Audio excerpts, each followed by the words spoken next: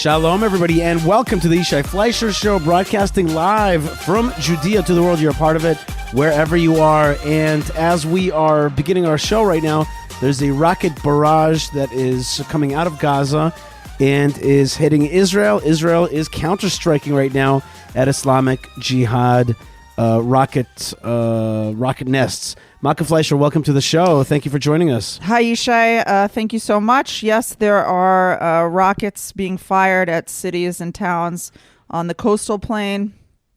I want to remind everybody here that it's good to have water stored up and various supplies for all kinds of scenarios.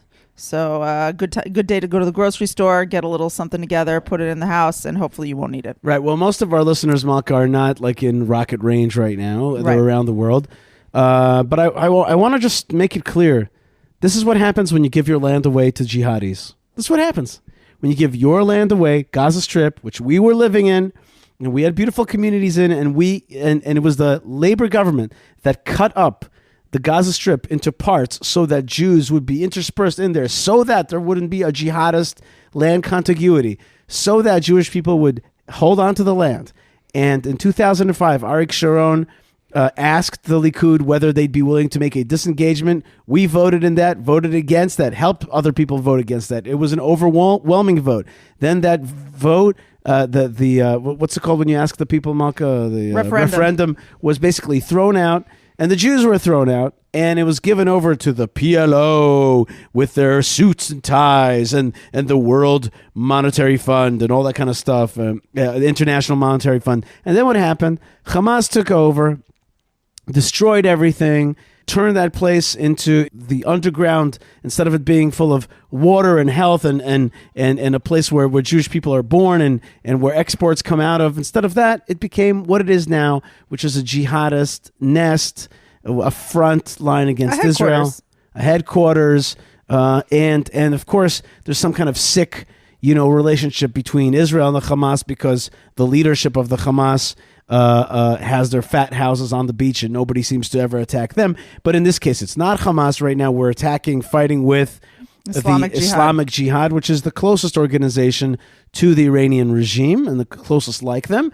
Just on Lag BaOmer, there was a big attack against the Islamic Jihad, killing 3 of their top commanders, and 10 other people were also killed in these attacks. And that was specifically targeting Islamic Jihad, specifically sending a message to Iran. And now we see that Islamic Jihad is firing back. There's currently rockets coming out of there and a proxy war between Iran and Israel. Or let's put it this way, Iran has its proxies. We are fighting directly against it. And that's what's happening now. But it all goes back not to how bad Iran is, but how wrong-headed it is to give land away to your enemies. And I want to make one point to you, Malka. I toured this group of Israelis and a group of Americans on the same day, and they both asked me the same questions. They kept saying to me, in different variations of the same theme, they said to me things like, well, what's more important to you, land or life? Like, is human life worth to give up because of the importance of the land? They kept saying these kind of things. Seems like a reasonable question, right? And I kept saying to them, you guys are so missing the point. The equation is a false equation. Your equal sign is on the wrong side of the equation. It should be land equals defense and life, not which one is greater. But if you have land, put the land plus life equals good. Right. Land plus tanks and jets and God's help equals good. Giving up land means giving up life because you empower the jihad, you empower their story. They're not like, oh, you gave us land, now there's peace. That is a completely false equation. Okay, the equation is, oh, you gave us land, that means you're weak. And if you can't understand these things in your guts, and if you can't understand them in your guts, at least understand them in your brain. But if you can't understand that in your guts or your brain, how the Middle East works, then just like take your foot off the gas and don't engage because you just don't get it. You don't understand how it works around here. Give away land, you are ensuring that there will be more war. That is, and I want to say Rav Kahana had a very famous line. Do you know what his line was? His line was, Your peace will bring war, and my war will bring peace. And I think there's a big truth in that. You know what I mean? There is this peace we gave away, we did the disengagement. It brought only war. And I remember, it hurts me. It hurts me because I still remember hugging Poles in Gush Katif in Gaza and being like, no, like, I don't want to ever leave you. This is wrong. And I'll tell you, Mark, if we... Hugging Poles? Yes. I was in a parking lot of the municipal building in the main town of Gush Katif in Neve Dakalim, and I was by myself about to drive out or something, and there was this like red and white pole, and I like, and there was nobody around, and I like hugged it, and I was like, no, I don't want to see you destroyed. I don't want to believe that you could be destroyed. Like I looked at the infrastructure and the buildings and the things, and I'm like, it seemed impossible, but it was possible. Something in my heart told me that it was possible, although in my I didn't think it was. Well, speaking of those times, I just want to say that the latest report is that 9 rockets have been fired at Sderot. Mm-hmm. Every one of those, thank God, has been intercepted by the Iron Dome missile defense system. Good. Which is its own complicated question, right? Because I remember in the days before Iron Dome that Sderot was such a besieged city, and that they knew that everyone had 15 seconds to get to cover at all times. It was a nightmare city to live in. Right. And I remember that around those times of Gush Katif, a little bit afterwards, really, we dreamed up like a little mission we were working for Israel National News and Israel National Radio at the time. And we decided that we would recruit money donors, and they had created in Sderot, they were trying to like bring a little bit of cash infusion back into that town because no one was able to work or do anything for so long because rockets were shooting at them and people were trying to leave there and their real estate prices went down and children were wetting their beds at night and it was just such a difficult time. And we raised something like, I can't remember now. I want to say it was like 1,000. It wasn't even that much money. I think it was 5,000 shekel. Yeah, it was like $1,000 or $2,000. I think it was about $2,000 at the time. It was like 5,000 shekel. Right, yeah. And we went down there, and our mission, which was frankly a fun mission for me, I won't lie. Our mission was to go to local stores and just buy stuff. Just buy stuff, give business to the people, and then to take the stuff that we bought and give it away.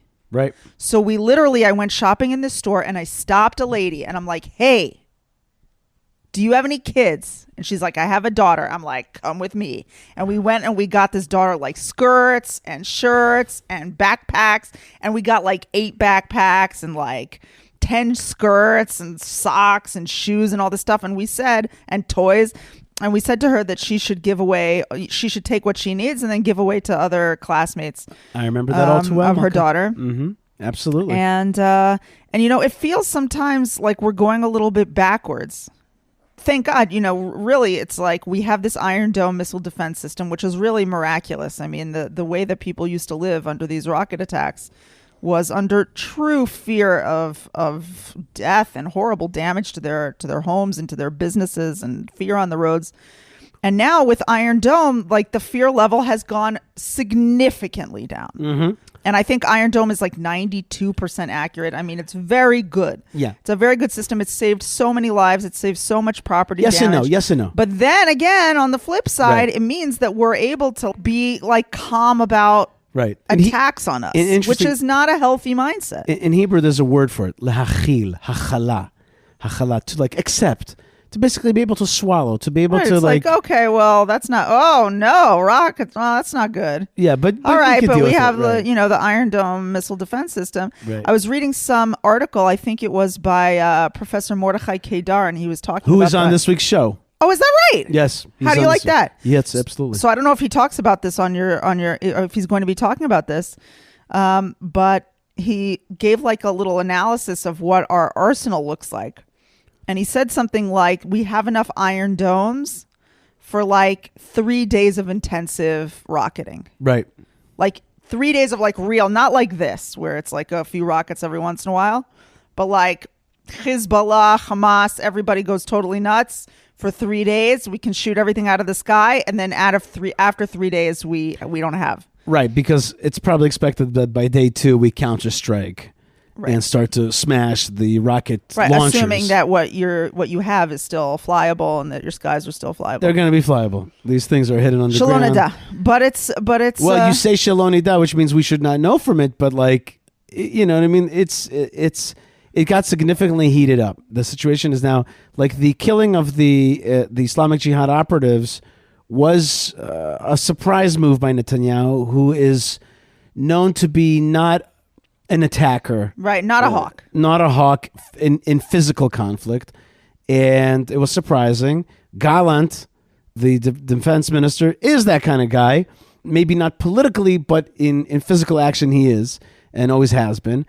You know, this was how should we say, a throwing down the gauntlet to Iran and being like, no, we're taking... Right, which is, and it's also an interesting backdrop of our local internal politics in which the Otzma Yehudit party had basically boycotted the government, saying that Israel's not being serious about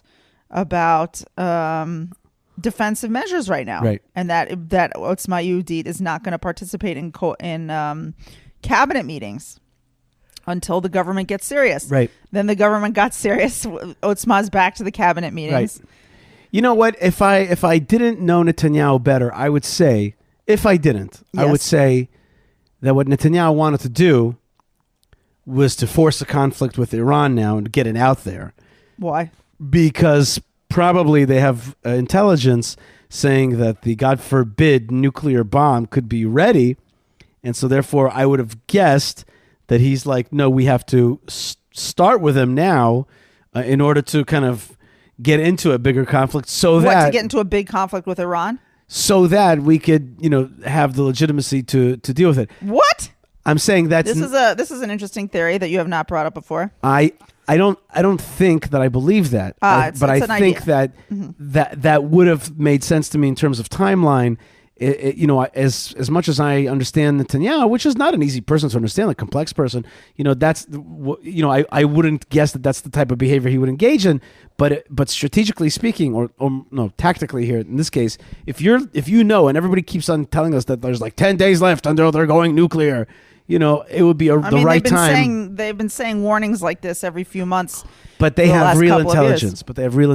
And the point is that it could be that it was the right thing.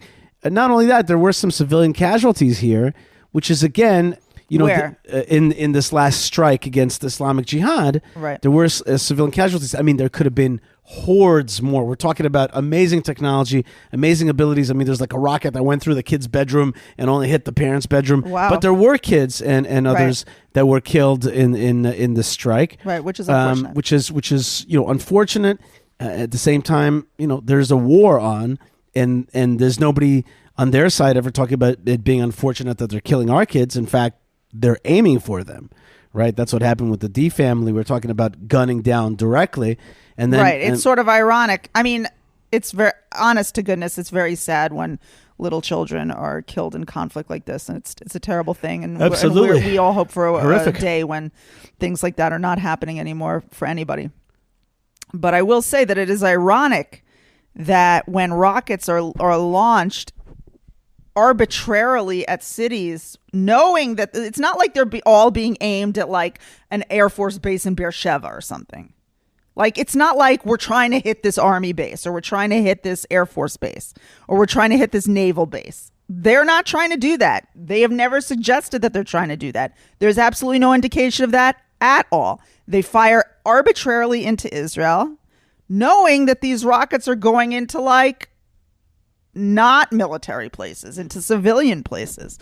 So then when these rockets are fired into civilian locations and then people get upset when there are the combatant, civilians are hit, it's a little disingenuous. Absolutely. This operation started on Lag BaOmer. Right. Lag BaOmer is the holiday, that we celebrate the victory of the Jewish Torah over the Roman oppression, Roman occupation, Roman dispossession, and dispossession of our Torah. And we repossessed our Torah in the land of Israel with the advent of the Arizal and Sfat around the year 1550, the rebirth of the Jewish people in the land of Israel. So Lag BaOmer has become an important holiday that celebrates the victory of Torah and the victory of Rabbi Shimon Bar Yochai over the Romans. So this operation started exactly on that day, and it was, there was something funny about it in that, or something, not funny is the word I'm looking for. It's something noteworthy that this is the holiday of like fire, and suddenly there's these fires, and of course there was some dark humor made about like here's BB's bonfire, that kind of thing. The way it started for us was actually, Malka, you went to a wedding. We'll talk about that in a second. And I went to the porch right here, and we have a little fire pit. And in that fire pit, I made a fire, and we broadcast the Meron celebrations live. And it was really fun. And we danced. We sang Bar Yochai Nimshachta Ashrecha Shemen Sason Lechaverecha. We sang around, and we watched the Rebbe light the fires in Meron.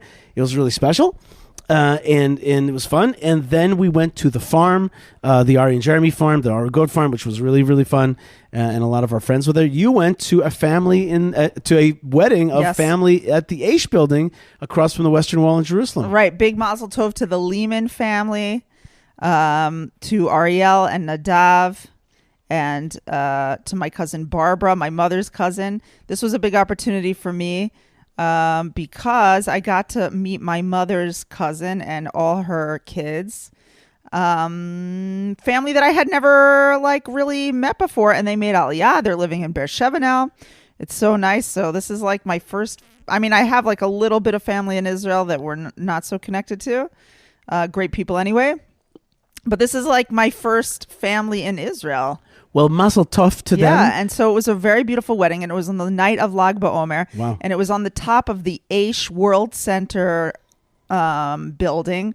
Aish is a Torah outreach organization. Sure. And they're very strong and very well known throughout the world. And they have this gorgeous building in the old city of Jerusalem with like an epic view of the Temple Mount from the roof. And they had their wedding there, and it was cool because they had like their music with their wedding, the little like bandlet that comes and plays next to the chuppah. But really, what you could hear was like all the celebrations going on, like all the Bar Yochai music that was playing, because people were celebrating Lag BaOmer all around in the old city. So it was really, really beautiful.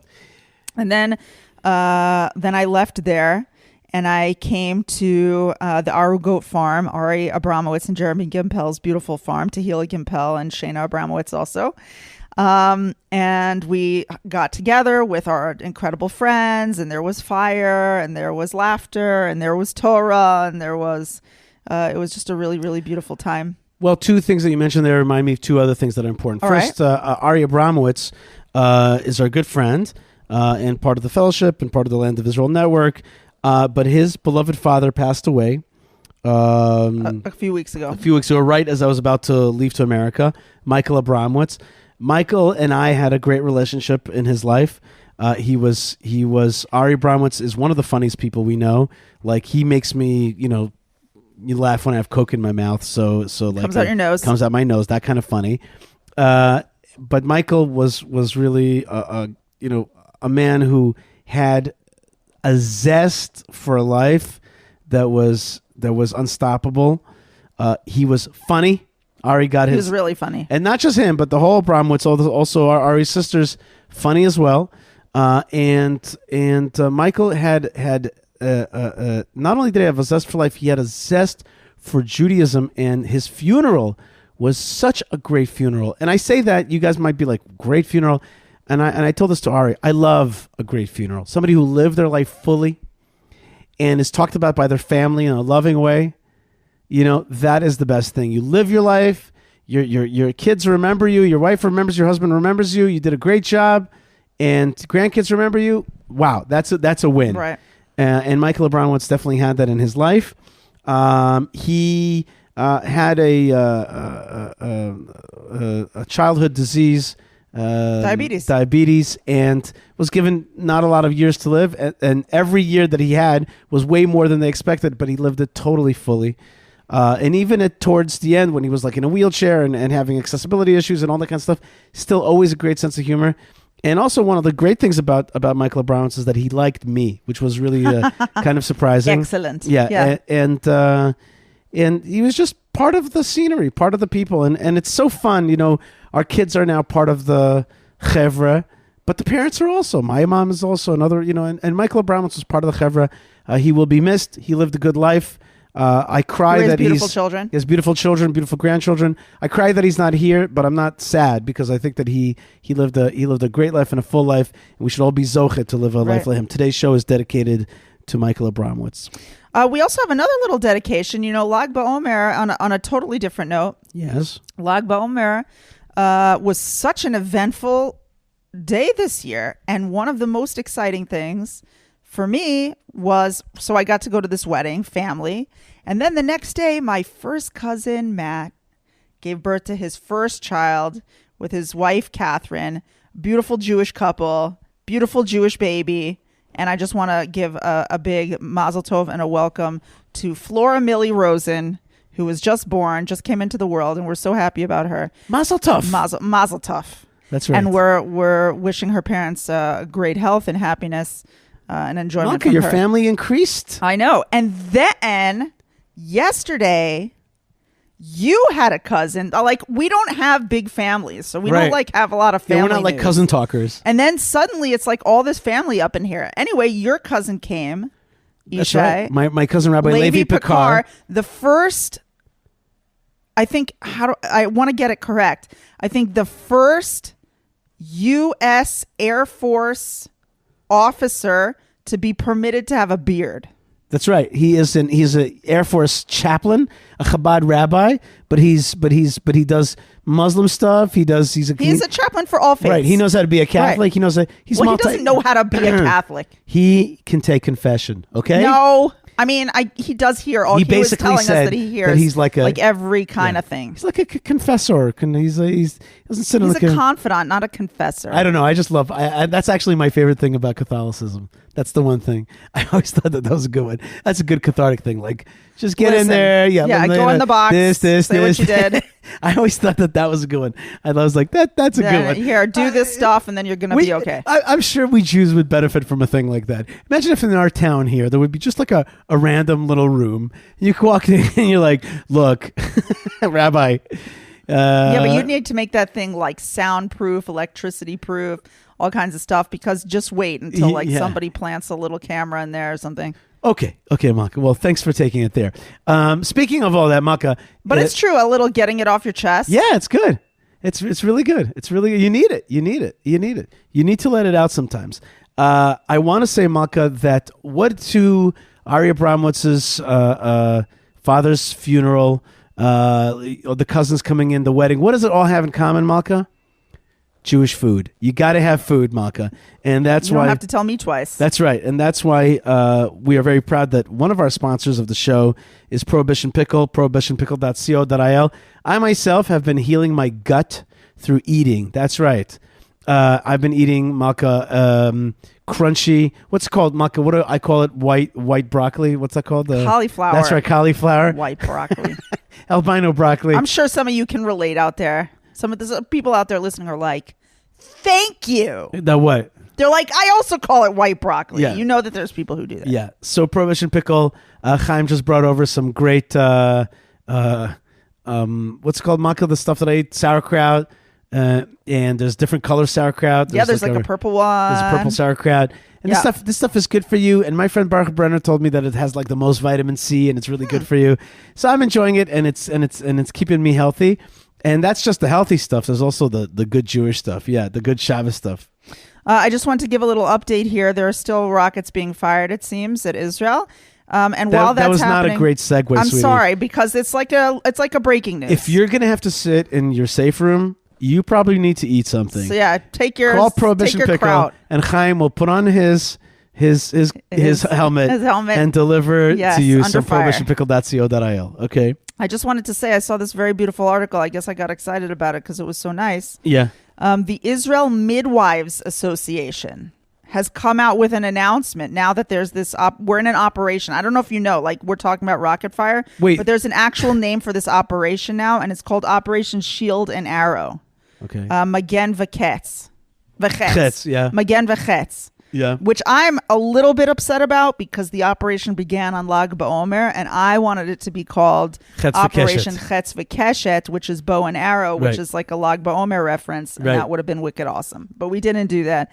That's okay. But I just wanted to say that this association of 1,400 midwives working throughout Israel has come out with recommendations for pregnant and postpartum women, and they're trying to like get everyone to calm down, basically, because they know that people Go into labor. they go into labor or they get nervous, they get like postpartum depression and all kinds of stuff, and they are recommending all kinds of like little nice things, like they're online support groups, communicating with family members. They're literally recommending that pregnant women dance it out, listen to music and dance around, staying positive and staying off the phone. Basically, don't read the news. Right.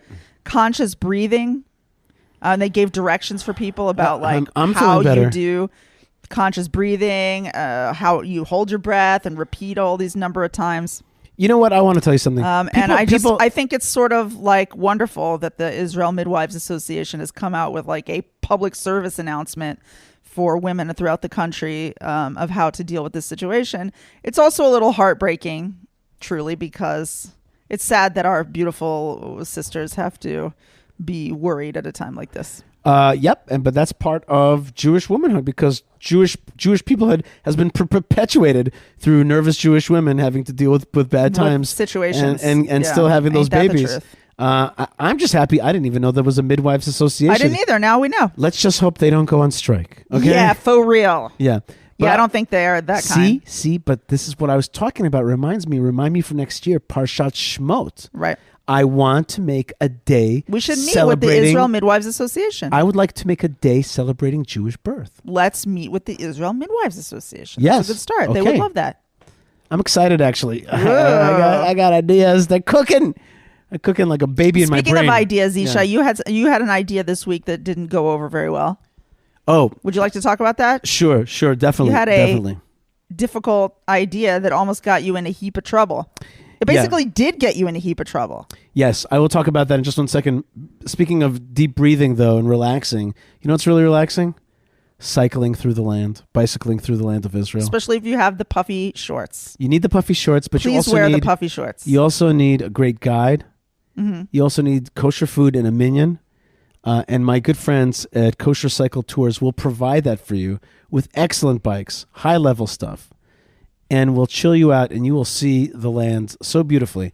And if you want to expand yourself and see the good land past the borders of the land of Israel, that's also available in the Alps and different That's fun. places. Wow. The Italian It's a Alps. beautiful world out there. It is. It's Hashem's world.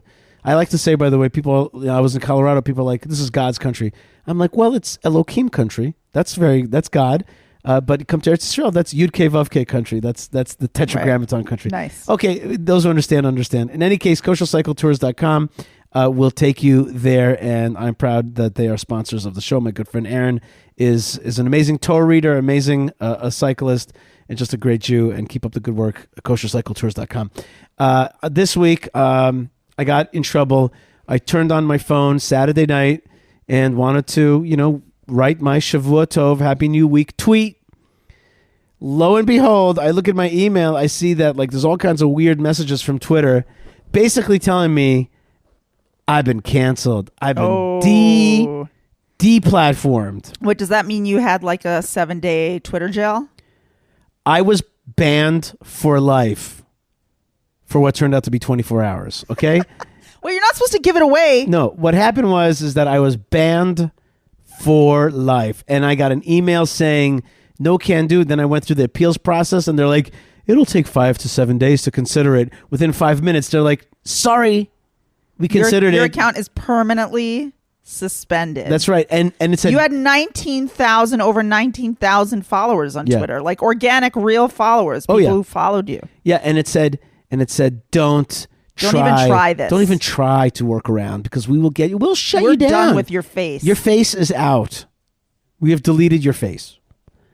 And I was like, but my first instinct was like, okay, we're gonna fight. We just gotta fight. Just gotta fight this out. So I basically wrote to every single influencer I know And first and foremost, my good friend Steve Levitt at Jewish Press wrote an article. And they immediately wrote an article about my plight.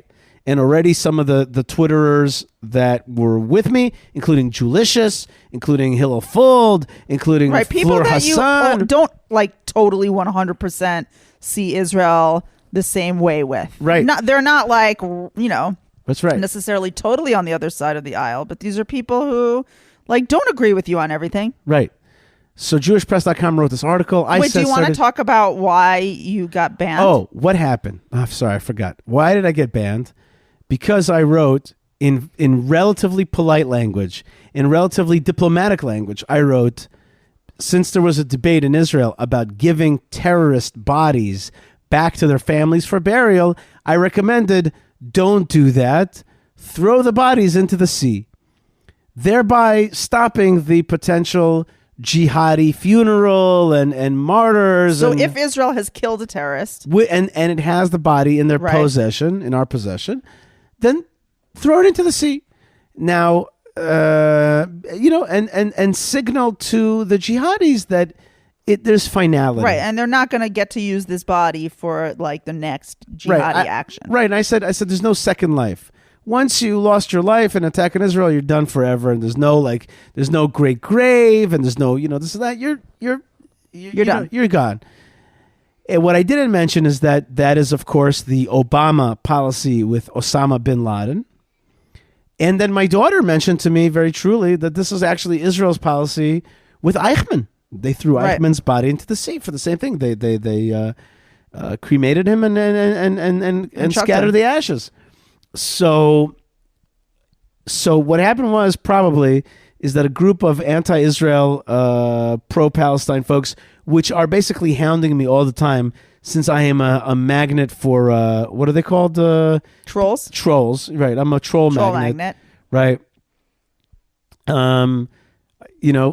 They basically got together like 100 of them and reported me to Twitter, and Twitter basically banned me, and the almighty algorithm decided that I was no longer fit, a worthy human for freedom of speech, and so I was banned unceremoniously from Twitter. Wow, and it was a scary little moment there.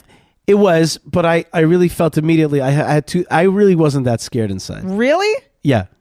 So you slept fine the night that I did. I'll tell you why, because I had two thoughts. I was like, I'm going to fight this, and I got a feeling I can win this thing. And I was like, and if I'm banned forever, I just gain like an hour and a half a day to do other I'm things. like, wow, what hobbies will you do? Right. I was like, all right, I'll do this and that. I'm like, and then I was like, and I'll fight. And indeed, I wrote to everybody, very, influential people, including Ben Shapiro and other people. And I got responses and retweets and tweets, and people who are not on exactly my political cup of tea were like, freedom of speech, Yishai has the right to speak. Also, given that there's a precedent for these ideas. It's not like you've come out with... Right. And it's not a precedent amongst like evil dictators either. No, it was President Obama. Well, normal, countries in which these policies have been accepted. So within 24 hours at 4 p.m.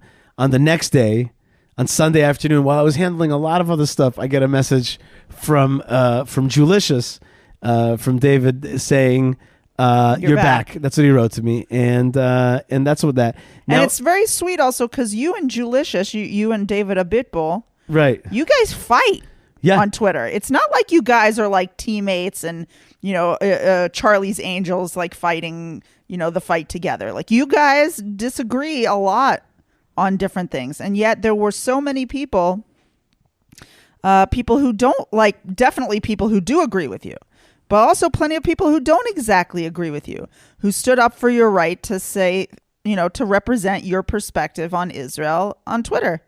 And it was really very moving. And the truth is that Yishai, even afterwards, a lot of random people came up to me like at the grocery store, at these weddings. Yeah. And events, and people were like, yeah, Yishai's back on Twitter. It was interesting. My plight made it into jewishpress.com. Yeah. Then jns.org. Yep. Then Israel365.com. And then Arutz Sheva. No, I don't remember if Arutz Sheva. I don't think it made it to Arutz No, but it Sheva. made it to Ynet, Israeli which Ynet. is a very serious Israeli news site. Yeah, in fact, I have to make sure to put that up on my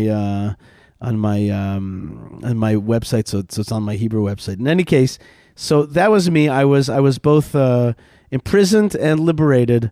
I was on this day. I was banned for life for 24 hours. Yishai, if you had a Twitter. Hasidus, this would be a holiday. Yeah. Oh my gosh. Well, I like that.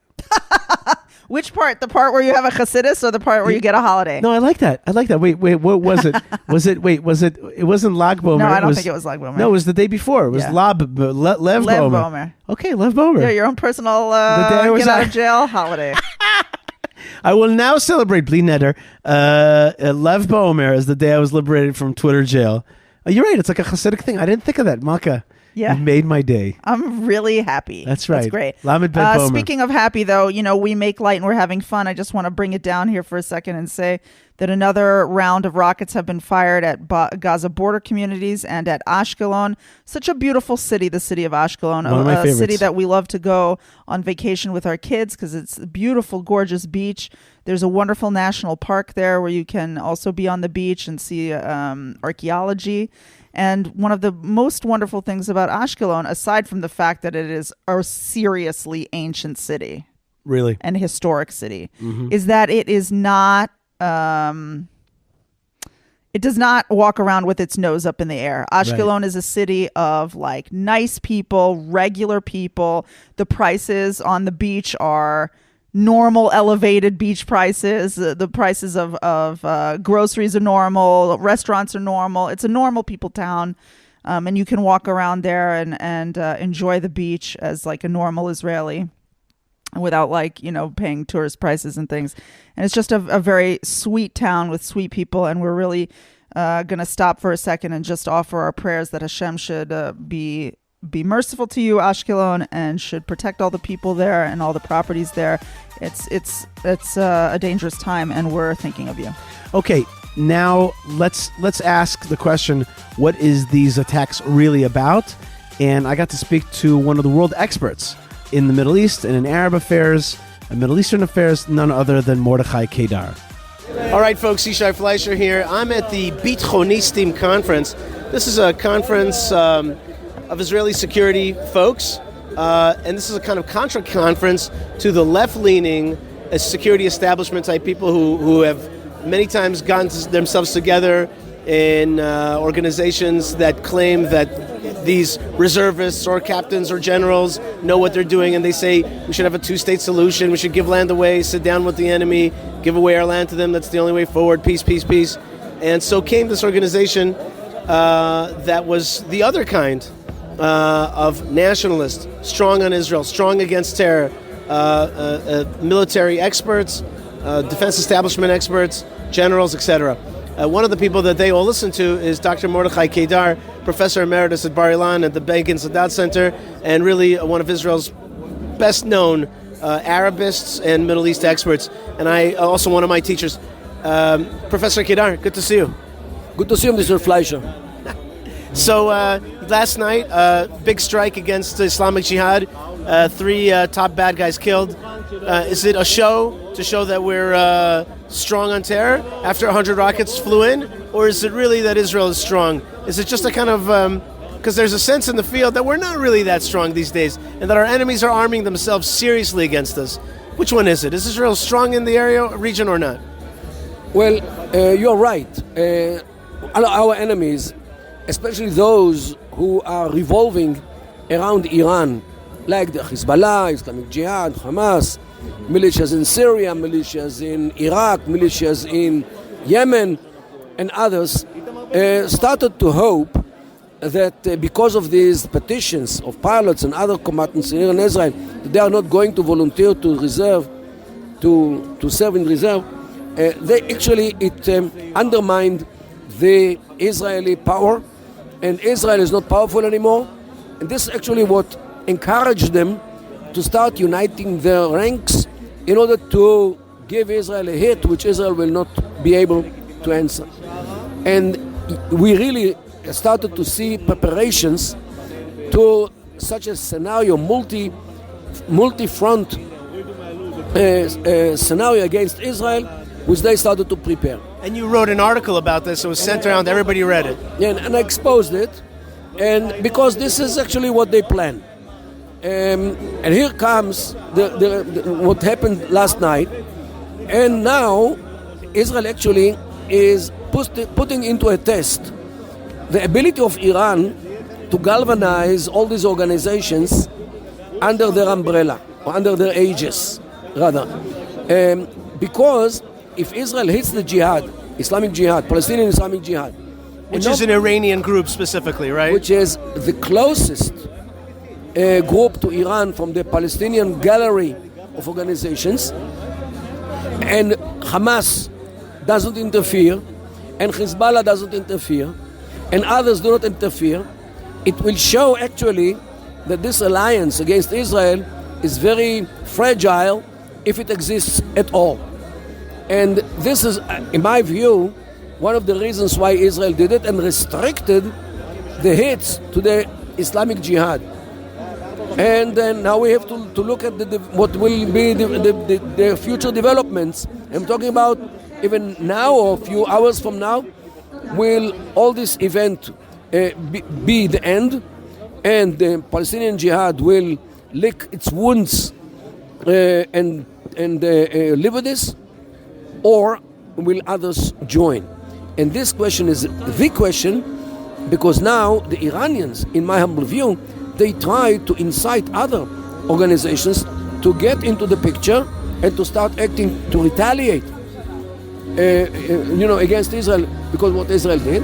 And now the question is, do they have the power to convince other parties to take part in this or not? And the near future, really, during the hours which will come, to the most day or two, we will really see what is happening in this aspect of the conflict. Okay, the conference is starting, so I'm going to let you enjoy the rest of it. People will be hearing this in a day or two after our discussion, so we'll see what happens. God bless you and keep up the good work. You too. All right, thank you very much, Mordechai Kedar. He is really one of my favorite people, an amazing human being, an amazingly knowledgeable human being, and an amazingly friendly human being as well. Malka, if we are concerned with the rocket attacks that we're facing right now, I must also say that the attacks are of many kinds, and as been pointed out by Mordechai Kedar, there's really a four-front war today, right, which is Gaza, South Lebanon, the Arabs in Israel and in Judea and Samaria, and Iran. One of my friends was attacked with boulders and stones and was hit in the head. His name is Yisrael Bloch. He's right now fighting for his life. Not fighting for his life. Thank Hashem. But he's fighting to return to total health. Right. He's fighting to return to his normal life. Right. He has skull fractures. At one side he doesn't hear well, and all kinds of stuff like that. And so his name is, absolute bravery, holding on to the hilltops in Judea and standing up against violent aggressors who want to intimidate us right out of here. He's a shepherd, holding on to the land. Yisrael Bloch, Yisrael Ben Avital for prayers, and I will include a link to his page to help him get back on his feet. Malka, the land of Israel is, in times of non-conflict, is home to hospitality. That's people want to come from all over the world. Ben Bresky, our beloved sound engineer and also a wonderful storyteller, has a story about the first hotel in modern Israel. This is a moment in Jewish history.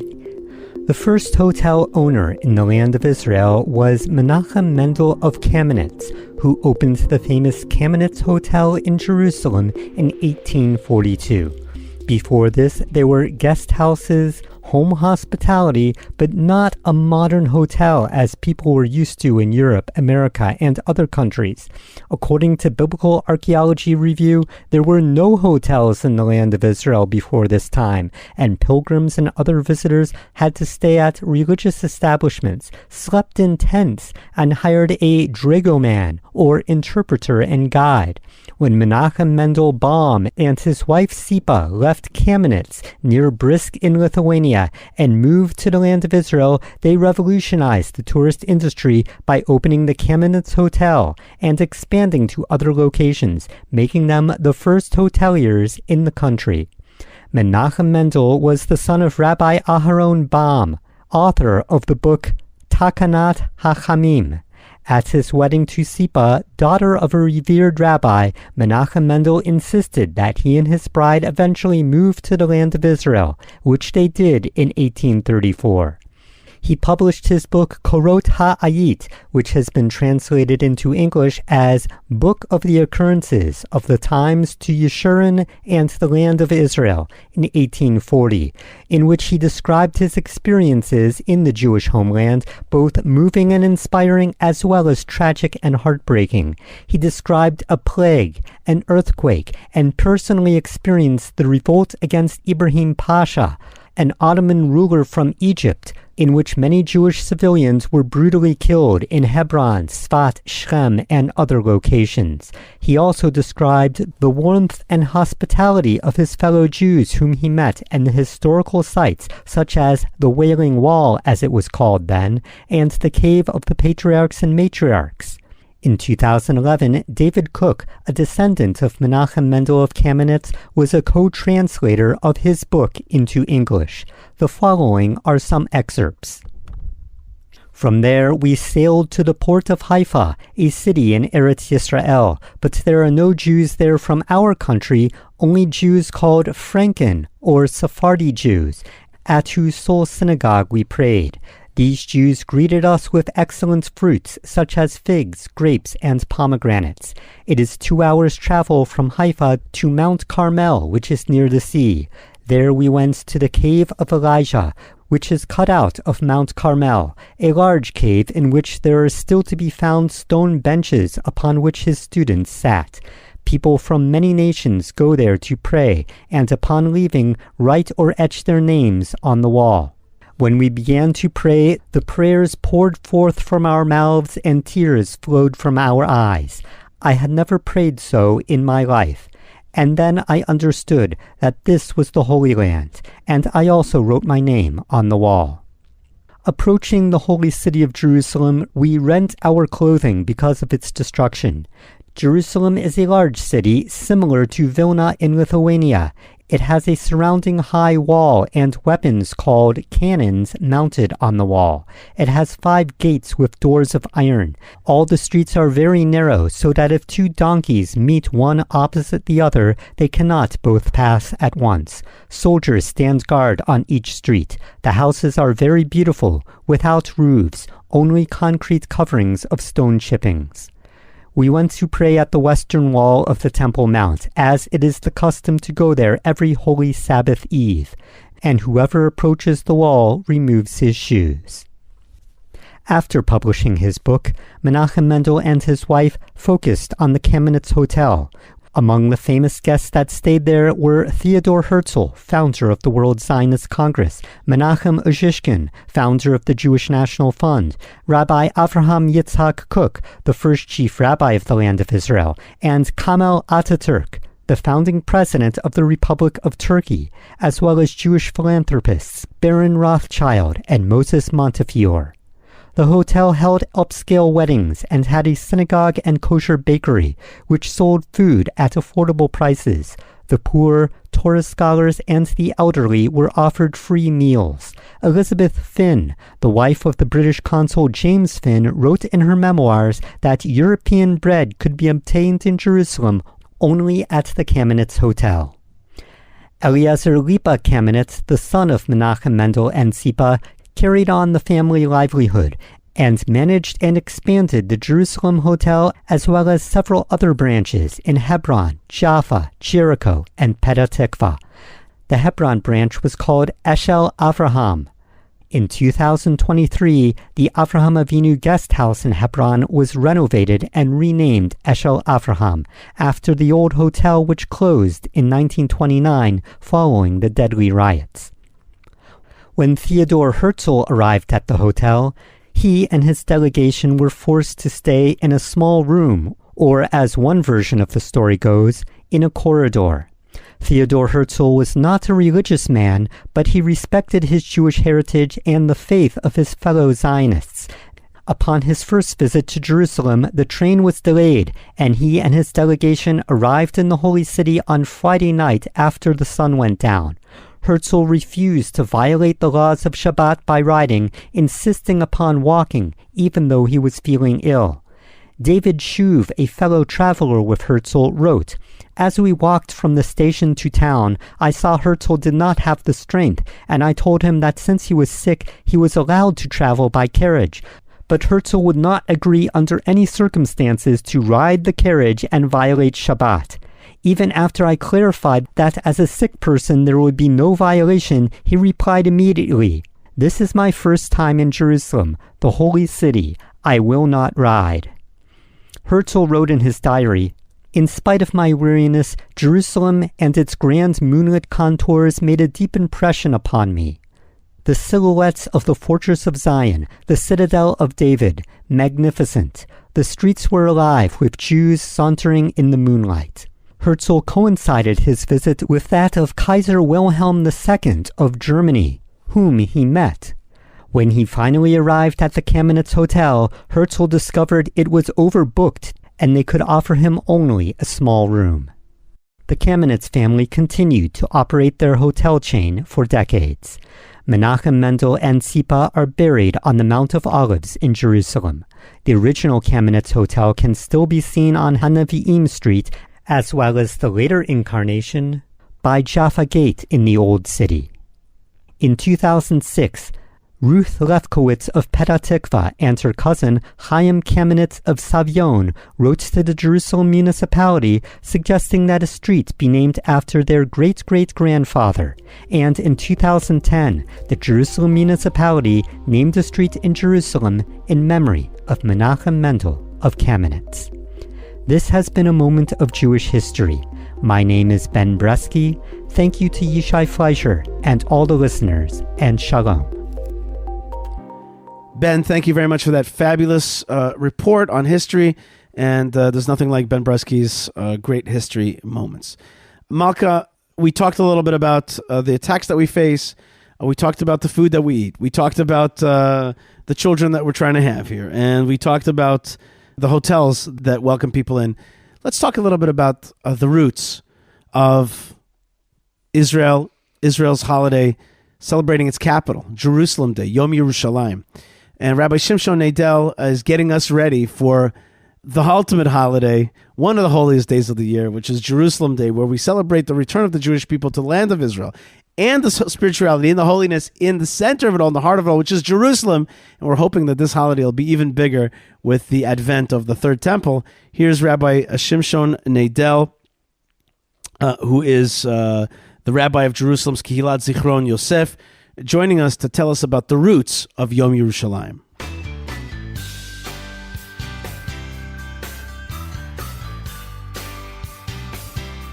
Shalom Yishai. The indelible images of those 6 miraculous days in June 1967, along with the echo of Matagur's battle cry, Har Habayit Biyadenu, the Temple Mount is in our hands, are forever seared into our collective consciousness. The defeat of the Syrian, Jordanian, and Egyptian armies, the dramatic unification of Jerusalem, and reclamation of the Temple Mount, soldiers weeping as they touch and kiss the ancient stones of Jerusalem, and the IDF's chief rabbi, Rav Shlomo Gorin, clutching his Torah scroll, blowing the shofar, and reciting the blessing of Shehechianu.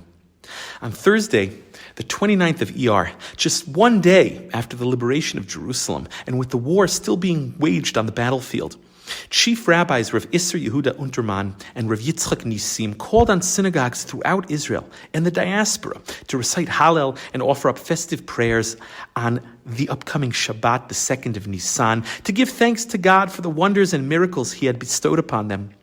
The Moetzat HaRabbanut HaRashit soon met to discuss establishing a festival to commemorate and concretize these miraculous events, and the idea was also discussed at a conference of leading rabbis at Heichal Shlomo immediately following the holiday of Shavuot. But with the initial euphoria following the Six-Day War waning and other important matters to address, the item was moved off the agenda. It wasn't until 6 months later, on the 28th of Tishrei, that the Moetzat HaRabbanut HaRashit met again to discuss Yom Yerushalayim. Rav Unterman suggested commemorating the day on the 28th of Iyar, the day on which Jerusalem was liberated. But Rav Shaul Yisraeli, another leading authority at the time, suggested Rosh Chodesh Sivan instead for the following reasons. Number one, he felt that the 28th of Iyar is just too close to Yom HaAtzmaut, and the day will just not get its due. Two, as the ceasefire was declared on Rosh Chodesh, he felt that celebrating the day would be similar to how Purim was celebrated once the fighting had ceased and the people rested from their enemies. And finally, three, he felt that celebrating on Rosh Chodesh would prevent any potential controversy over the recitation of Hallel, as Hallel is already recited on Rosh Chodesh. The decision was made to create a special committee and to include other leading rabbis in the discussion, among them Rav Yosef Shalom El-Yashiv and Rav Yaakov B'Tzalel Zolti. On the 8th of Tevet, they met again and decided by majority to establish the 28th of Iyar as a festival, as a holiday. Following its decision, the chief rabbinate sent a letter to 17 additional rabbis, asking them to respond with suggestions on just how the day should be observed. A conference of rabbis was called for the 3rd of Adar to discuss what tefillot should be recited and how to mark this special day. 38 rabbis were invited to the conference. Among them, great authorities, poskim, dayanim, and admorim, Hasidic rabbis from the Haredi community. But unfortunately, only 11 participated out of all those who were invited. Following much discussion and debate, the following decisions were made. 1, to adopt the 28th of Iyar as a day of thanksgiving, as a full-fledged festival. 2, to recite Hallel without a bracha, consistent with the ruling of the chief rabbinate at the time regarding Hallel on Yom HaAtzmaut. 3, to request from the government to give a half-day vacation, a day off from work, or at least a half day to encourage its citizens to celebrate the day. 4, to celebrate the day with a festive meal. And finally, 5, they decided that further decisions would be made at a future meeting. After additional discussion and debate, a final decision was made on the 17th of Adar.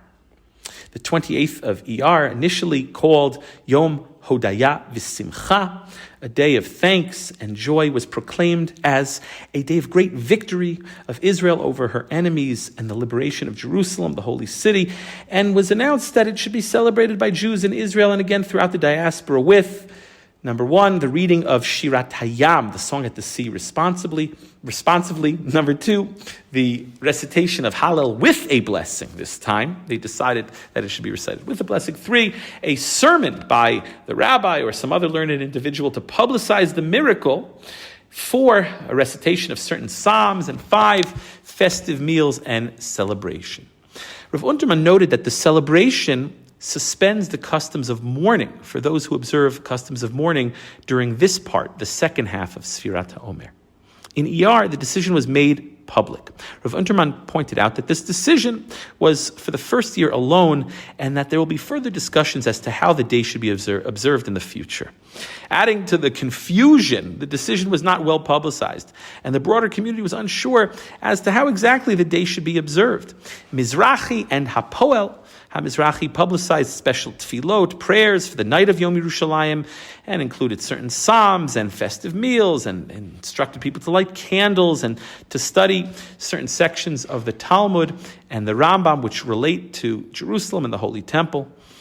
Once the day had been adopted by the chief rabbinate officially, the minister of religion, Dr. Zerach Warhaftig, urged the government of Israel to declare a national holiday. But concern over the reaction by Arabs at the time to The celebration of the unification of Jerusalem prevented the government from making a decision and taking action. In fact, the United States sent a message to Israel's Ministry of Foreign Affairs expressing its opposition to celebrating the victory as a national holiday. 2 weeks before the first Yom Yerushalayim, on the 14th of Iyar, the Israeli government decided it best that the day be celebrated as a religious holiday and not a legal or national holiday. It wasn't until March 23rd, 1998, 30 years later, that the Knesset would pass the Jerusalem Day law, formally proclaiming Yom Yerushalayim as a national holiday. In the years that followed, the Chief Rabbinate's initial decision, Yom Yerushalayim would go through a number of changes and incarnations. They would add certain psalms and prayers. They would add the recitation of Yizkor for fallen IDF soldiers in subsequent years. The election of Rav Shlomo Gorin as Ashkenazic chief rabbi would also mean more changes. Already, while chief rabbi of the IDF, Rav Gorin had created his own prayer service, his own tefillah chagigit for Yom HaAtzmaut, different than from that of the chief rabbinate. Now, in his role as chief rabbi of the state of Israel, he would institute his tefillah chagigit for Yom Yerushalayim as well. It included certain psalms, and in the morning he instituted the festive Psukei de Zimra, the festive morning service, and similar to what is done on Hoshana Rabbah, Hallel, without a bracha, although that he would ultimately change, the omission of Tachanun and Lamnatseach. And in subsequent years, as I said, he would change his mind about Hallel and encourage its recitation with a blessing, eventually instituting half Hallel at night as well, the night of Yom Yerushalayim, without a blessing. He also instituted the blessing of Shehechiyanu on Yom Yerushalayim. Rav Ovadia Yosef, who served as Sephardic chief rabbi at the time, did not agree with the additions made by Rav Gorin. While recognizing the miracles and wonders of the Six-Day War, for a number of reasons, Rav Ovadia believed that it's too premature to recite Hallel with a blessing. For a number of reasons. Number one, the opposition of many leading authorities to the recitation of Hallel. Number two, in light of the tragedy of many fallen soldiers and injured soldiers. Number three, he pointed out that King David did not institute Hallel following his conquest of Jerusalem. And four, our holy temple is still in ruin and we're still mourning. Instead, Rav Ovadia believed that Hallel should be recited on Yom Yerushalayim without a blessing at the conclusion of the tefillah, the conclusion of the prayer service. But he also ruled that Tachanun should not be recited. It should be omitted.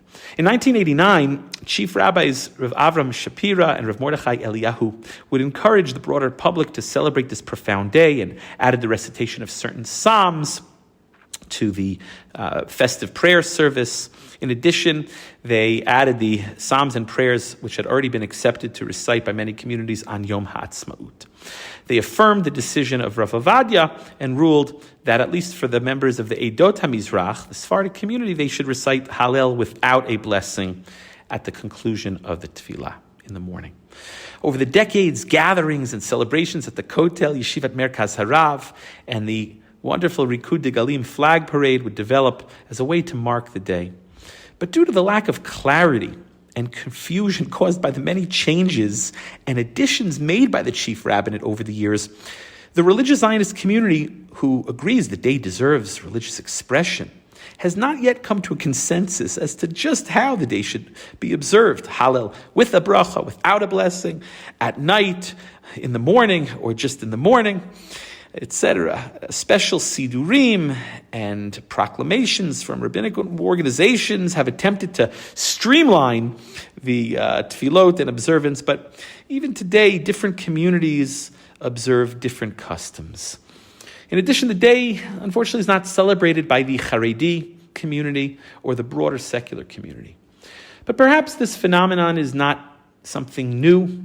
The Talmud in Masechet Shabbat records that Hanukkah was only instituted the following year, and as the Talmud in Tractate Megillah records, it took time also before Purim was formally accepted by the people. Perhaps Yom HaAtzmaut and Yom Yerushalayim will take some time to coalesce and crystallize until all of Am Yisrael, all of the Jewish people, can put their differences aside and celebrate together these days of profound religious significance and meaning.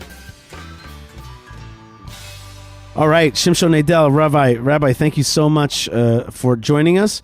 And when I think of Rabbi Shimshon Nadel, I think about Rabbi Tendler, our Rebbe. And I think about Rabbi Tendler, I think about the Holy Temple Mount. And you can go visit the Temple Mount yourself next time you're here in the land of Israel. Check out highonthehar.com. They're sponsors to our show. They help you get up there in holiness and purity and preparation and in knowledge. Highonthehar.com. When you get off of the mountain, come to Hebron, come to the forefathers and mothers, the foundations of Jewish peoplehood, a town under siege and yet open and bright and alive. Malka and I are going to be there for Shavuot, Bezrat Hashem. So check out hebronfund.org. They are proud sponsors of our show. We are proud to be associated with them, and I happen to work for Hebron, and I'm the spokesman of that town. So that's hebronfund.org. I just want to give an update, Yishai. For better or for worse, there's a lot of action happening right now. Rocket warning sirens sound in Tel Aviv, Ramat Gan, Givatayim, Bat Yam, and Cholon. Major cities all. And it's really heating up. By the time that we post this show up for you to listen to, who even knows what kind of situation we're going to be here. But by the time we post the show, Gaza will have been subdued. Yes. And the good people of Gaza will live free of Hamas and Islamic Jihad, and Israel will control Gaza once again, and hopefully the Sinai again, and keep the whole region strong and safe through being the defense contractor in unity with the Arab countries around us who are anti-jihad, like Egypt, like Saudi Arabia, like the UAE, and we will have the Abrahamic region flourishing. That's all by the time we post this show. Inshallah. Which is really a lot that we're going to try to get done in that amount of time. Amen. Okay, so Malka, there's intensity here in the land of Israel, no doubt about it. But we also have an amazing Torah portion, Malka, coming up. And this Torah portion is the one that there's really two Torah portions. It's Behar Bechukotai. One talks about the mitzvah of the 7th year fallow in the land of Israel, the keeping the Sabbath of the land, Shabbat Haaretz. Shabbat Haaretz is how we know that this land is not like other lands. This is a land that needs to be Sabbathed. It needs to have a rest. It needs to have the spiritual time baked into it. Part of its DNA is spiritual time, God time, focus time. That law is told to us as coming from Sinai. Why is that important? Because the Sinai represents Torah, and yet the heart of Torah is the land of Israel. The heart of the story of Torah, the two things come together. Spirituality, Torah, and knowledge of God goes together with the land of Israel. That's where it really meets its ultimate form. And that's why the Torah portion goes out to tell us specifically that the laws of the 7th year sabbatical in the land of Israel is taught to us in Sinai. Because Sinai represents Torah, and the 7th year fallow represents Israel, and these two things are together. Malka, and the second Torah portion is one of my very, very, very favorites. It is the Torah portion that lays out the blessings and the curses. In the Torah, there's two blessings and the curses. This is number one. This is the less, hard and vile one. This is the less, scary one. Yeah. And yet it's pretty scary. Okay. But it starts off with the positive. And I want to read it to you, if we may, just a little bit of a Torah portion. This is, and I want you to know, ladies and gentlemen, that when you're out there listening to the show, I know how many Gentiles are listening to our show, and I know how many people are part of the international Torah community. I know about it. And I want to bless my friends at the international Torah community out there. And from now on, we will all celebrate together the 32nd day of the Omer. Yes, as the day that Yishai was liberated out of Twitter jail. And all of you out there, mark your calendar. You'll have to tweet something nice. That's right. That day. That's it. From now on. Very good. So here, Malka, is the last Torah portion in the book of Vayikra, the book of Leviticus. And here's how it goes. I'm going to read it in Hebrew and English. Okay, together. Right, Malka? Just the first part. Yes. Im bechukotai telechu. If you walk in my paths and in my decrees and observances. But the Baal Turim says, Im bechukotai telechu, these first three words, it has three letters that start each of the words, which is Aleph, Bet, and Taf. Avot. Nice. If you walk in the pathways of the forefathers and mothers. If you walk in my decrees and observances. Ve'et mitzvotai tishmoru, and you keep my commandments. Ve'asitem otam, and you'll fulfill them. Ve'natati kishmechem ba'itam, I will give your rains in their time. Unatna ha'aretz yevula, the land will give its yield. Ve'etz hasadeh yiten piryo, and the tree of the field will give its fruits. Ve'yisig lachem daish et batzir, u'batzir yasig et zara. Your threshing will last until vintage, and the vintage will last until sowing. V'achaltem lachmechem lesova, you will eat your bread until you are sated. V'yashaftem levetach b'artzachem, and you will sit securely upon your land.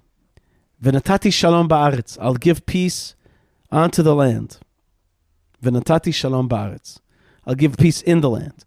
V'shachavtem ve'ein machrid, you'll sleep and there will nothing will scare you. V'hishbati chaya ra'a min haaretz, I'll get rid of evil animals, i.e. jihadis, from the land. V'cherev lo ta'avor ba'artzachem, and the sword shall not pass in your land. V'radaftem et oivechem v'naflu lefnechem l'charev, you will chase your enemies and they shall fall before you by the sword. V'ratfu mikem chamisha mea, 5 of you will chase 100. Umea mikem revava yirdofu, and 100 of you will chase out 1,000. V'naflu oivechem lifnechem l'charev. This is famous like military Torah. And your enemies shall fall before you by the sword. Upaniti elechem. Ufaniti elechem. I will turn my face to you. V'hefreti otchem. I will make you fruitful. V'hirbeti otchem. And I'll make you many, large. V'akimoti et briti etchem. And I shall fulfill my covenant with you. V'achaltem yashan noshan. You will eat very old grain and remove the old to make way for the new. Whatever that means. These are halachic terminologies. Venatati, but it still says, you'll eat old, but also remove the old in the face of the new. You'll both. This is a great verse because it actually has in it. It's like you'll respect the old. And you'll have also the new. You'll have both. You'll be on the one hand the traditional. There's some old stuff is good, like right. Old cheese, old wine, but or some old people. Some old stuff old like knowledge. Old cornflakes. That's not good. Very good. Perfect. Get rid of that. Malka, you brought it down. Okay. V'natati mishkani betochachem. I will put my holy place within you. My residence. Prime real estate. V'lo tig'al nafshi etchem. My spirit will not reject you, or really, what it means is you will not be ewy to me. Right? I will not be grossed out by you because you'll be cleansed. That sounds good. V'talachti betochachem. I shall walk amongst you, within you. V'hayiti lachem leElohim. I shall be a God unto you. V'atem tiyuli la'am. You shall be a nation unto me. Ani Adonai Elohechem. I am Hashem your God. Asher hotzeti etchem me'eretz Mitzrayim. I took you out of the land of Egypt. Mihiyot lahem la'avadim. From being slaves unto them. Ve'eshbor motot ulchem. I broke the staves, that's the sticks, the wood of your yoke. Ve'olech otchem. And I shall walk you komemiyut, uprightly in the land. And I've said before, komemiyut, this is my innovation. Komemiyut means kumi mimavet, arise from the death. That's what kumimut means. Arise, be reborn in your land. I'll walk you uprightly because you will have been in a Holocaust and you will have been destroyed, and yet I will reemerge you. You will stand up and be resurrected and walk uprightly, i.e., back from the death to your land. Okay, this is the short version of it. Nice. Follow my ways, you'll be strong. You'll defeat your enemies. You'll live in your land. You'll follow my dictates. And what's not written here, but is implicit, is that, and the world will be blessed through you. The world will be blessed through you. Yes, that is the hope and goal of our peoplehood, and that's what it's all about. Maka, it is a great time that we're living in. One of the ways to tell that time is through Retro Watch. Okay, check out retrowatchguy.com. They're making Aliyah. Help them. Awesome. Help them make Aliyah by buying a watch, and help sponsor their immigration to the land of Israel and have a great 60s and 70s awesome watch for your life. RetroWatchGuide.com. They're great sponsors of the show. And thank you to JNS.org and JewishPress.com for putting out great news. You're going to have to tune in right now because we're at war. Israel's at war right now. Right. In fact, I just want to give another update. Go ahead. A house in Sderot has suffered a direct hit. I'm repeating, a direct hit, but nobody has been hurt, thank God. But it's getting hotter. It's definitely getting hotter. There's no doubt about it. Folks, if you're out there, wherever you are in your peaceful places, please pray for the peace of Israel. Please pray for the peace of Jerusalem. Please pray for the injured. Please pray for a better and stronger future. It is God's vision. I just read it to you. It can happen. It will happen. It's prophesied. And all we have to do is make that prophecy. Forward, right. That's right. Move it along. Folks, if you love this show, please do me a favor and go to buymeacoffee.com/Yishai. Buy me a coffee. It's just that easy to buy coffee, or 2 or 3 or 100, like our friend Christian and other folks that make it possible to keep broadcasting. There's teammates on the team, and we got to pay those folks so they can keep doing holy work. And that is people like Yocheved, Moshe Herman, Tabitha, Lou, and Ben Bresky, who you heard on the show earlier. Right. So there's a lot of folks that make that happen. We try to pay the good folks so that they can do great stuff and live their life and support their families. So in the land of Israel. So please help us out. And that's very appreciated. Give us a 5-star rating. Yes, check out that is key, by the way, and that does not cost you anything. Right. Please, if you're listening to the show, take a minute and go wherever it is that you get this show and give us a good rating. It actually makes a difference because it moves us up on the list of shows. When somebody types in Israel show, they go, I'm interested in hearing about Israel. Wouldn't it be nice if our show was like high up on the list, and then people would be like, that looks interesting, and then they would hear this show as opposed to some other show, which might not be saying quite the same stuff that we're saying, if you know what I'm saying. I do know what you're saying. And so please just give us a good rating. It's not for our personal glory, although glory is fantastic. It is for the glory of Hashem, that his message should get out, and that we are trying hard to promote here, and that I know that you care about if you're listening to us. All right, so Shabbat Shalom to you. God bless you. Say Shabbat Shalom. Shabbat Shalom, everybody. Shabbat Shalom. I want to hear Shabbat Shalom back. Say it. Shabbat Shalom. Say it out loud. Shalom. I can hear you out there. Shabbat Shalom. God bless you. May Hashem bless his nation with strength and bless them with peace. And thank you for being part of it. God bless you wherever you are. Lots of love, lots of blessings, lots of good energy from the good land. We shall prevail, Be'ezrat Hashem. Stay tuned, stay strong, stay connected, and shalom. Shalom.